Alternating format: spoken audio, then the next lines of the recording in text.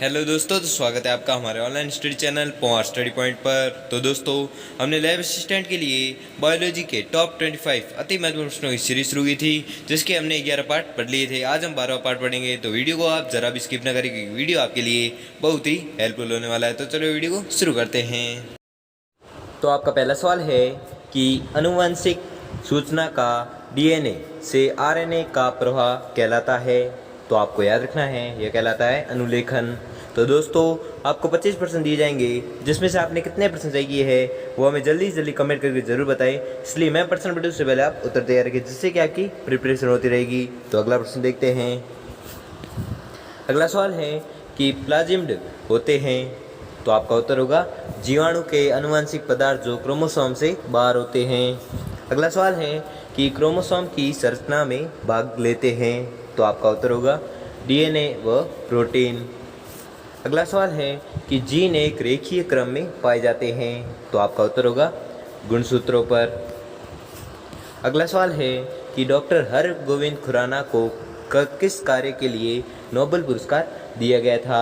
तो आपका उत्तर होगा जेनेटिक कोड के लिए।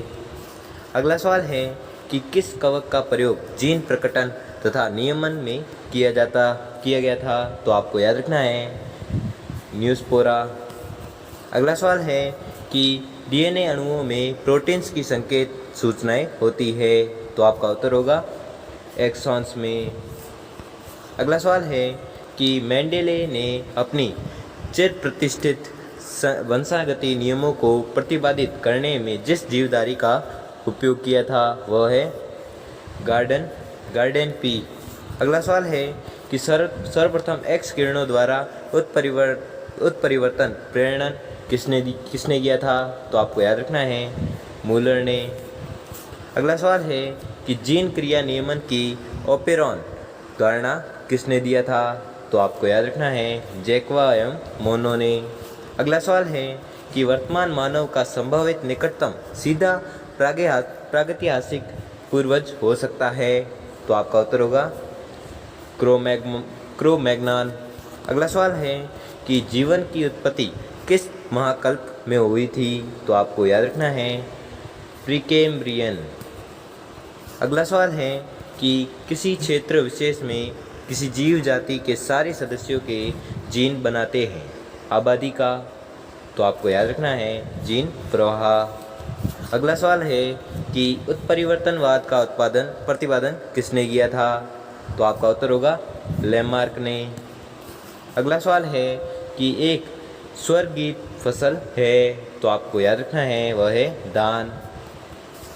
अगला सवाल है कि जर्म प्लाज्म का सिद्धांत किसने दिया था। तो आपका उत्तर होगा बीजमैन ने। अगला सवाल है कि ओकोजीन संबंधित है। तो आपको याद रखना है यह है कर्क रोग से। अगला सवाल है कि तीव्रता एवं प्रयुक्ता के आधार पर निम्नलिखित में से कौन सा कर्क रोग उत्पन्न कर सकता है तथा उसका उपचार भी करता है। तो आपका उत्तर होगा आयनीय विकिरण। अगला सवाल है कि यदि कोई मानवीय रोग विश्व के बृहद क्षेत्र में फैलता है उसे क्या कहते हैं। तो आपका उत्तर होगा पेंडेमिक। अगला सवाल है कि निम्नलिखित में से किसका उपयोग रक्त कैंसर के उपचार में किया जाता है। तो आपका उत्तर होगा फास्फोरस 32।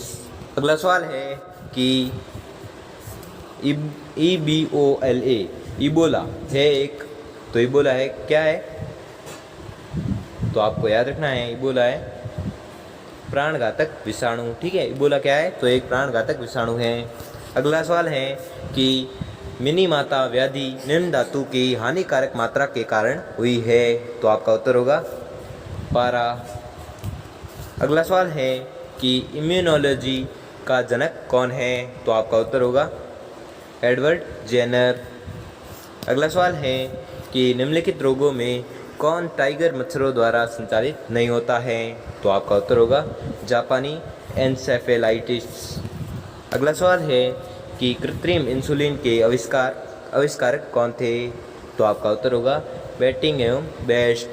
तो दोस्तों आपको 25% दिए थे, जिसमें से आपने कितने परसेंट सही किए हैं वो हमें जल्दी से जल्दी कमेंट करके ज़रूर बताएं। और अगर आपको वीडियो अच्छा लगा हो, आपके लिए थोड़ा सा भी हेल्पफुल साबित हुआ हो, तो वीडियो को लाइक और चैनल को सब्सक्राइब कर लीजिए। धन्यवाद।